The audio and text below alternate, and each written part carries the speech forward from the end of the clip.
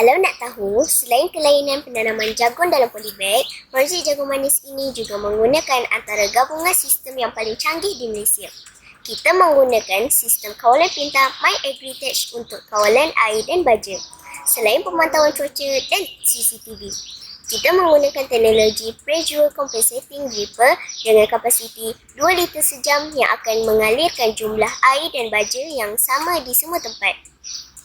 Tidak seperti kaedah tanpa dripper khas ini yang selalunya akan mengalami masalah aliran air dan baja yang tidak sama. Ada tempat di depan yang akan banjir, tapi tempat di hujung masih kering. Uniknya, kaedah fertigasi projek ini, kita tidak menggunakan baja AB biasa, tapi kita gunakan baja NPK larut air. Untuk pembajaan, kita cuma perlu pastikan stok baja pekat tidak habis sahaja. Soal banjuhan dengan air dan kepekatan baja akan dikawal oleh sistem MyAgriTech. Dalam aspek kelestarian sumber pula, kita menggunakan sistem pengumpulan air hujan dan sistem solar. Air hujan ini digunakan semula untuk pengairan dan banjuhan baja. Sistem solar yang kita gunakan antara yang tercanggih juga di Malaysia sebab kita boleh kawal sistem menggunakan app. Kapasiti panelnya 3,300 watt dan setakat ini lebih daripada cukup untuk jalankan pump.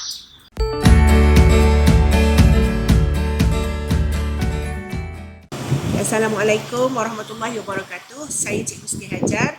Pada pendapat saya, projek RES ni memberikan banyak manfaat kepada para pelajar SK Panco.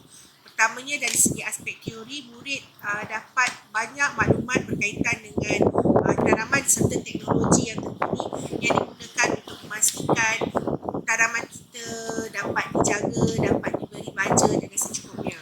Seterusnya, murid juga dapat kemahiran cara penanaman yang sebenar, cara penanaman jagung dan juga cara menjaga jagung, dan juga murid juga dapat mengetahui tentang kematangan ataupun buah jagung tu bila untuk dipetik. Jadi murid mendapat kebaikan dari segi aspek teori dan juga dari aspek kemahiran.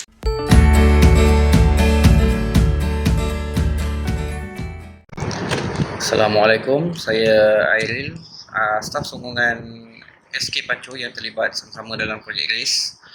Alhamdulillah, sepanjang setahun, pelbagai ilmu yang telah saya dapat daripada segi teori dan praktikal, saya tak sangka akan terlibat dalam projek ini. Saya jangka projek ini cuma untuk cikgu-cikgu dan murid saja. Rupanya semua staf sokongan yang ada kat sekolah ni boleh terlibat dan dapat manfaat daripada projek ini.